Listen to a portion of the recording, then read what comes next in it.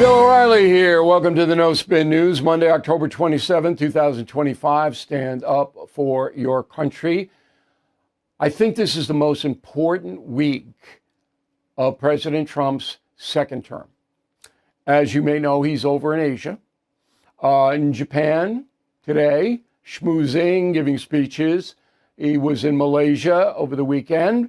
And then the big deal starts on Thursday in Korea when the president meets with the Chinese leader, Xi. And that is the subject of this evening's Talking Points memo. So listen to this schedule. This is today. Mr. Trump arrives in Tokyo at 4 a.m., but he doesn't go to the hotel or the embassy, wherever he was staying. He goes to a conference on the phone at 5:30 with the Emperor of Japan, who I guess gets up early. All right, then at 8:30 a.m., he meets with the Prime Minister of Japan. So Mr. Trump doesn't sleep.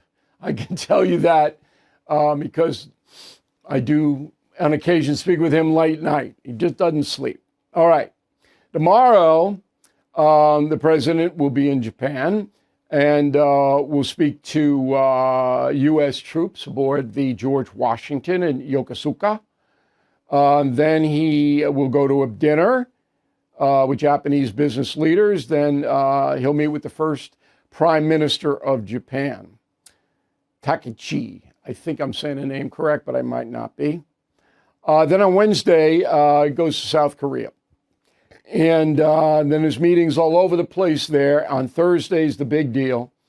He meets with President Xi. Now, already, Treasury Secretary Bessent has signaled that the USA and the United States have the, quote, framework of a trade deal. Be very cautious with that. It changes from hour to hour. So I wrote the message of the day on BillO'Reilly.com. We hope you access that each morning. We posted very early for you guys who don't sleep like President Trump. And, I lay out how important this is for the world. And as you know, I was in Beijing in May, and I discussed this whole thing with the Politburo over there. I was in Beijing at their invitation. And you may remember our reporting about that. But the Chinese are, these are not nice boys. All right, and there are a few girls, but not nice boys. They're, not looking out for us. But if they can grasp what I gave them, which is a partnership for peace and prosperity between China and the United States, the world becomes a much safer and more prosperous place. And that is what Mr. Trump is aiming for. And as you know, I debriefed the president on my return to the United States from China. Okay. So the whole thing hinges on benefit. China's got 1.5 million people. They do not have 401ks or gold cards. They cannot refinance their mortgages for the most part, maybe in Shanghai and Beijing, but not in the countryside. They are poor. They have to eat. In order to eat, they have to sell stuff. And the United States, far and away, the biggest market. So China needs us. We need them to calm it all down. The rare earth stuff, on and on. So there's mutual benefit. But the big thing that I am praying President Trump can accomplish is to have Xi back away from Putin. Because the Chinese are propping Putin up, enabling him to continue slaughtering innocent people in Ukraine. The Chinese pull out of that, Putin's in major trouble. You can attach that to a trade deal. Possible. Very difficult. All right? Now, President Trump knows his entire legacy, which is very important to him, hinges on prosperity in America. That's America first. Prosperity. If he gets a favorable trade deal with China, our prosperity rises because other deals will come in, all of this angst will calm down. This is the thinking, and I believe that, all right? If he doesn't, then this turbulence continues. The Chinese building up its armed forces, threatening Taiwan. All of this can be worked out if the two countries, all right, enter into this partnership that I have been promoting. I don't know whether it'll happen. I can't predict it. I can predict the next mayor of New York City, and I'll tell you about that coming up. I can't predict whether Xi and Trump will get to a place that benefits both countries. I know the Chinese want a deal. I know Trump wants a deal. It's not like Putin. Putin is insane. And I mean that literally. Okay? She's not. She wants to go down as the greatest Chinese leader since Mao. And if you read Confronting Evil, you'll know what Mao did. She's not going to do it that way. He can't. He can't kill 20 million of his own people as Mao did. But he wants to go down as this big hero. And in order to do that, he's got to have a vibrant Chinese economy. Both countries have a lot to gain here and a lot to lose. All right? So we are on the story. I am way ahead of it. So I hope you will check in with us all this week. Thursday is the big day. And cautiously optimistic. That's the memo. Living on credit cards to cover daily expenses? Then you know those interest rates are brutal. Why pay 20% or more to the banks? Instead, call my friends at American Financing. With mortgage rates in the fives, they can help you keep your hard-earned money right in your pocket and out of the hands of credit card companies. Right now, American Financing is helping homeowners save an average of $800 a month by using their home equity to wipe out high interest debt. There's no upfront fees, no obligation, just a 10-minute call to a salary-based mortgage consultant. Plus, if you start today, you could delay 2 mortgage payments. That's more cash in your hands right away. So don't wait. Call American Financing right now. 888-462-9557. 888-462-9557. AmericanFinancing.net/bill. Joining us now from Fairfax, Virginia, is an excellent guest on this. Dr. Yun Sun is the director of the China program at the Stimson Center. All right, am I making any mistakes, doctor? No, absolutely not, Bill. You are absolutely correct that the two countries are looking at a great opportunity. Whether they will capture it, that's a different question. The mentality of the Chinese is different than the mentality of Americans. And they don't value individual freedom. They're going to do, she's got to, whatever she gets from Trump, he's got to sell it back in Beijing to the Chinese people. What do you think she wants the most? Well, going into the negotiation or going into the meeting, I think the Chinese want two things. One, they want tariff reduction, because currently the U.S. tariff across the board on Chinese export to the United States is somewhere above 50%. The Chinese want to reduce that tariff in order to increase their export, so that's for sure. Most of the tariff, while we saw that from the Liberation Day, most of the 145% that was removed, but what has remained, this 50+%, remains to be a huge obstacle for China to increase its export. Just like you said, the Chinese need export to boost their economy. So this is number one. The second issue is what the Chinese have called the endless new trade restriction measures that the U.S. has been putting on China outside the scope of their agreement. Whether this was the agreement in Madrid or agreement from Geneva, the Chinese have perceived that these 50% rules, these 301 investigations, And these port fees that the Trump administration had been imposing on China, they want to end or a freeze of new trade measures on China. So those are the two things that the Chinese prioritize. And it seems that they're doable because Donald Trump is flexible on tariffs, as we've seen. And if you give him something.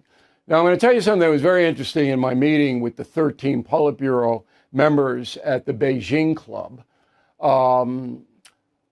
They said, what do we have to do to get President Trump to agree to a fair trade agreement? They don't think what Trump is doing is fair. And I said, you got to give him something, first of all. And they were kind of all just went back like this.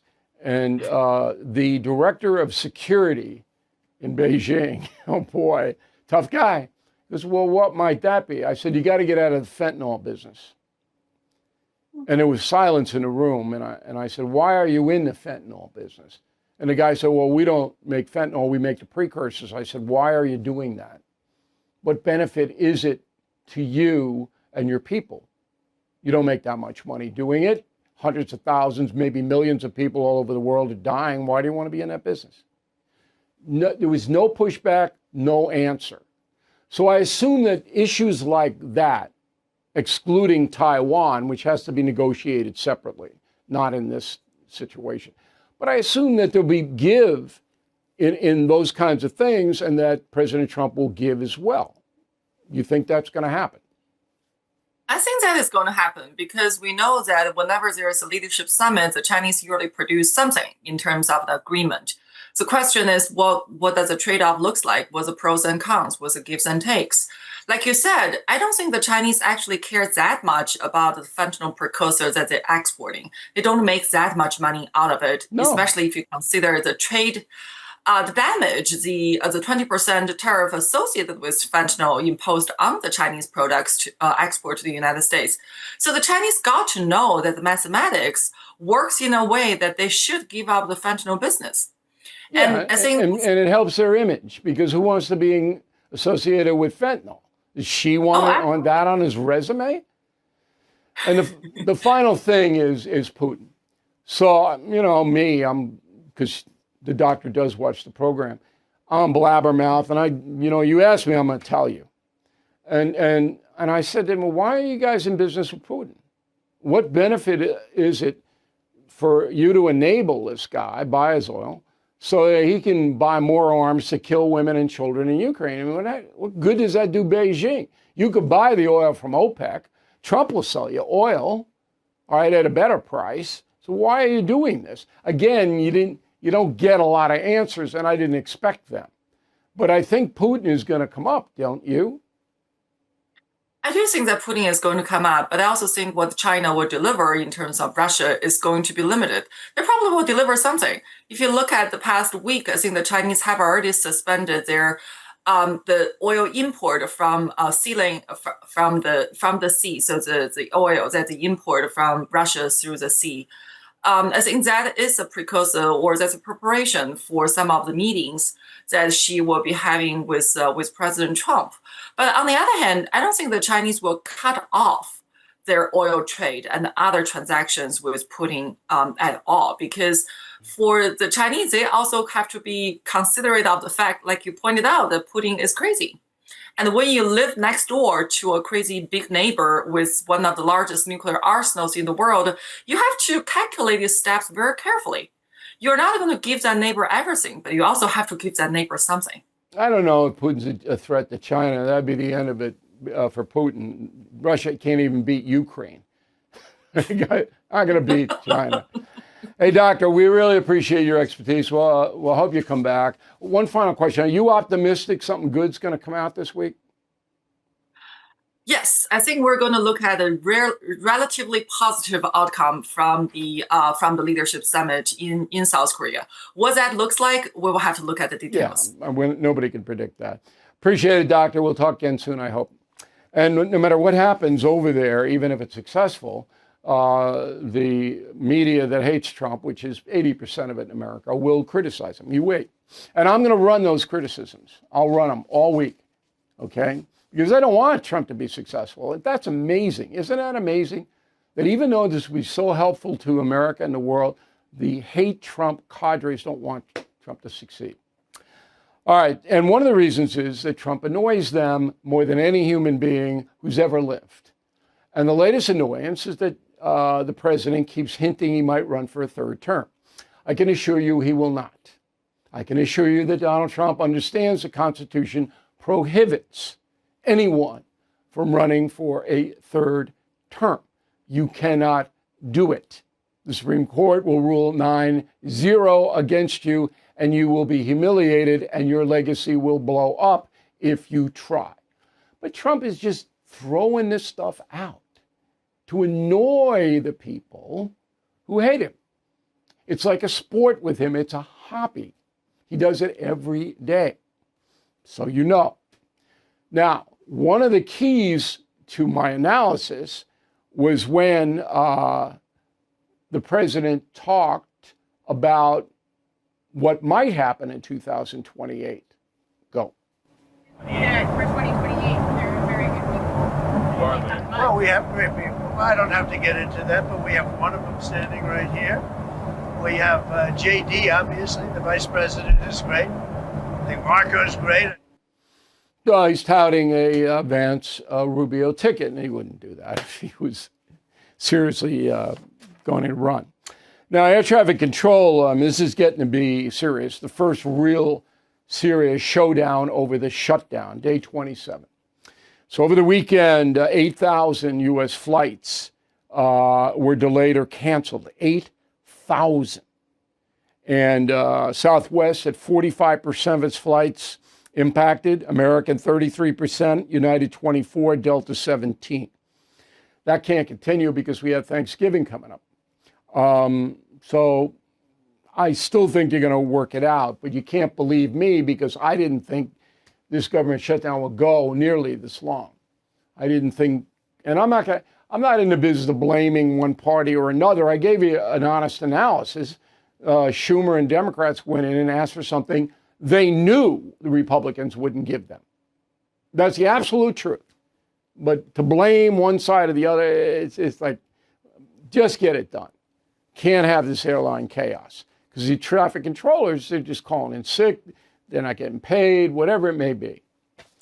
All right, now, a guy, Timothy Mellon, donated $130 million to pay American troops. There he is. He is the grandson of Andrew Mellon, who was accused of being a robber baron. He did not make my book, Confronting Evil. Rockefeller and Morgan did.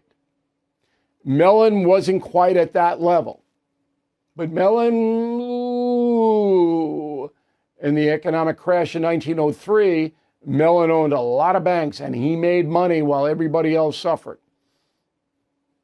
Anyway, his grandson, Timothy, I can't taint him because his grandfather did certain things. He's given $130 million to pay the troops. That's going to run out mid-November, though. But it's a very interesting story, particularly if you read Confronting Evil and you see what the robber barons did and how Teddy Roosevelt single-handedly beat them. All right, food stamps. 40 million Americans get some kind of food assistance, and that's going to stop. According to the U.S. Department of Agriculture, they're running out of money, and they're going to shut it down. Now, many of these people are poor, and that's going to hurt them. Now, I know there's a lot of cynicism surrounding the SNAP program because there's grifting. Whenever you have money like that, billions and billions of dollars, you're going to have people stealing it. But most of the people accessing food stamps are poor. And that's another thing. So you got air traffic controllers, you got military, you got food stamps. Got to get this government up and running. Cold weather almost here, meaning if the power goes out, there's no way to keep my family warm. We could freeze. But then I thankfully heard about the Vesta off-grid space heater from My Patriot Supply. It is a space heater that doesn't use electricity. It runs on canned heat, an indoor safe fuel. With a Vesta at home, we can keep warm no matter what. And it doubles as a stove to boil water or cook food. You can get a Vesta and free gifts when you order the Winter Prep Special from My Patriot Supply. Please go to mypatriotsupply.com/bill to see everything included. This offer will not last long, and neither will this nice fall weather. So go to mypatriotsupply.com/bill today. mypatriotsupply.com/bill. Let's face it, the U.S. economy is under stress. National debt rising, trade war shaking the markets. And meanwhile, China is dumping the dollar and stockpiling gold. That's why I protected my savings with physical gold and silver through the only dealer I trust, American Hartford Gold. And you can do this. Get precious metals delivered to your door or place in a tax-advantaged gold IRA. They'll even help you roll over your existing IRA or 401k, tax and penalty free. With billions in precious metals delivered, thousands of 5-star reviews, and an A+ from the Better Business Bureau, you can trust American Hartford Gold as I do. Please call 866-501-5201 or text BILL to 65532. Again, that's 866-501-5201 or text BILL to 65532. Okay, we got some good news over the weekend. There is a Hollywood icon in the marketing world, publicity world, named Michael Levine. I've known Michael forever. And he's a good guy and very interested in the Los Angeles community. Does a lot of stuff. So anyway, he read Confronting Evil, and here's his review that he put out publicly. Quote, Bill O'Reilly's Confronting Evil is not merely a book. It is an exhortation, a trumpet call for moral sanity in an age gone soft with equivocation. At a time when the West dithers between relativism and retreat, O'Reilly strides forth like an uninvited prophet at a garden party, insisting impolitely, urgently, that evil exists, that it must be named, and that it must be fought, unquote. Michael Levine. And Michael goes on to write other nice things about the book, but I thought that was the best review of Confronting Evil I have seen. And one of the best review of any of my books. So I appreciate Michael writing that. And you have to understand, he's in the middle of Hollywood.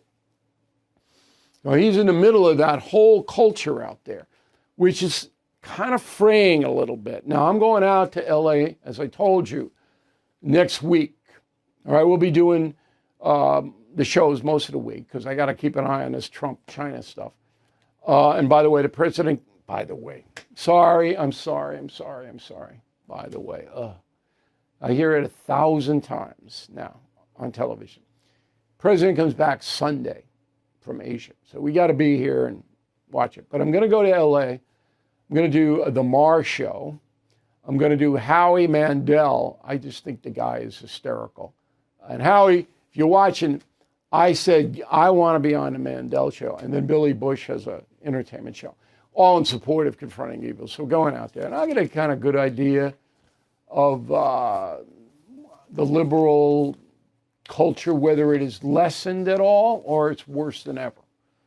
And it'll be interesting. So I've been out in LA since January and looking forward to it.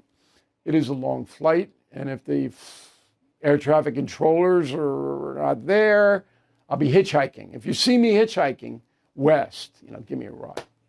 Thank you very much for watching and listening to the No Spin News. And Bill O'Reilly, we'll see you again tomorrow.